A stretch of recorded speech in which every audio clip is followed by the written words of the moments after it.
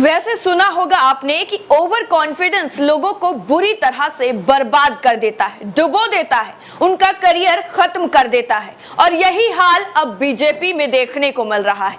BJP जिस तरह से अपने आप को सबसे बेहतरीन बताती है ओवर कॉन्फिडेंस में आकर, तो अब उनका जो है पूरी तरह से विरोध होना शुरू हो गया है।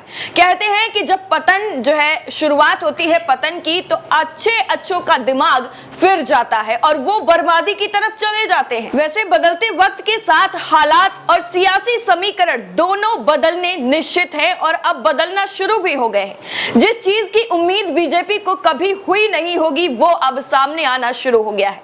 वैसे सोचने वाली बात यह है कि अभी 2024 आने में वक्त है, लेकिन उससे पहले ही लोगों का रुझान दिखाई दे रहा है और वो बीजेपी की नींद उड़ाने वाला है, उन्हें सोचने पर मजबूर करने वाला है कि आखिर लोग इतना ज्यादा विरोध में क्यों आ गए हैं, और सतर्क करने वाला भी है कि आखिर ओवर कॉन्फिडेंस कहीं उन्हें डुबो ना दे।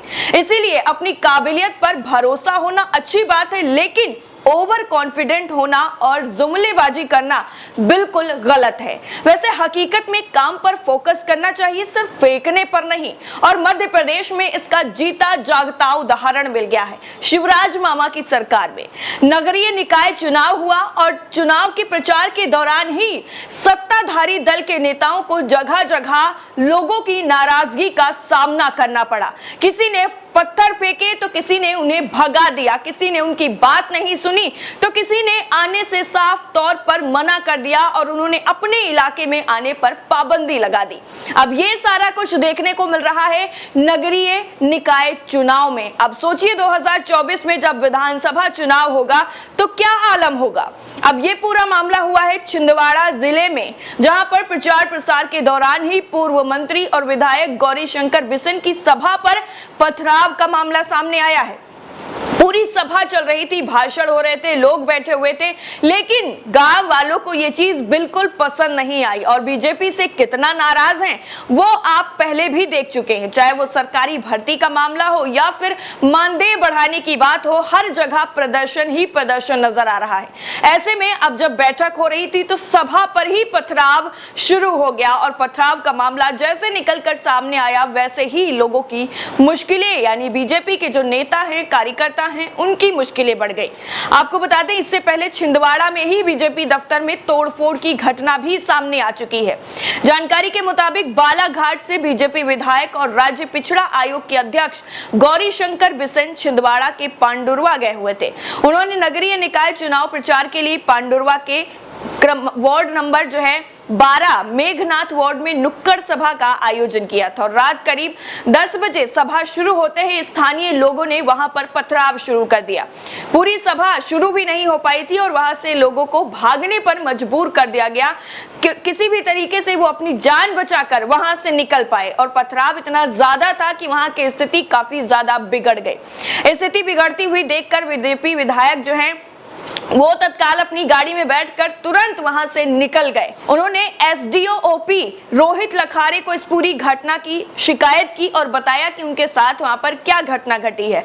वहीं इस घटना में बिसेन के पीए राहुल रहांगड़ाले और नगर पालिका पूर्व अध्यक्ष मीनाक्षी खुरसंगे को चोटें भी आई हैं।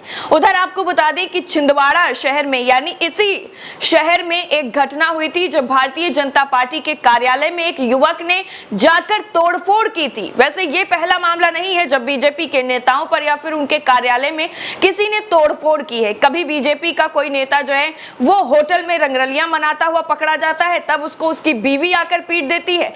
कभी जो है गांव में पूरी तरह से आने पर प्रतिबंध लगा दिया जाता है बीजेपी के कि इस गांव में बीजेपी के लोगों का आना प्रतिबंधित है और जो भी आएगा उसके अंजाम का खुद वो जिम्मेदार होगा। अब यही जो है पार्टी कार्यालय में तोड़फोड़ की जो घटना सामने आई, उसके बाद लोगों के अलग अलग रिएक्शंस भी आने शुरू हो गए। भाजपा कार्यकर्ताओं ने आपको बता दी घटना की पूरी शिकायत कोतवाली पुलिस को दी। बीजेपी कार्यालय प्रभारी दिनेश कांत मालवीय ने यह आरोप लगाया कि लोकेश पवार नामक जो व्यक्ति है वो कार्यालय में घुसा और रजिस्टर मांगने लगा। रजिस्टर नहीं देने पर उसने गाली गलौज की और तोड़फोड़ की।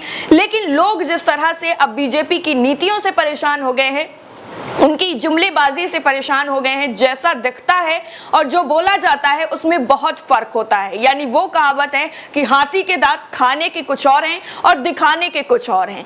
कहने में तो बहुत सी चीजें होती हैं। अभी हाल ही में आपने देखा होगा पूर्णिया में एयरपोर्ट बन गया, लेकिन पूर्णिया में तो कोई एयरपोर्ट है ही नहीं।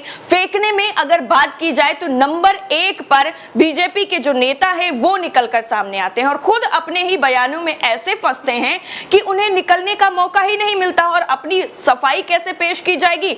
जब साफ एकदम सफेद झूठ बोला जाएगा तो उसकी सफाई कैसे दी जाएगी? उसके बाद एक भी बयान सामने नहीं आता है।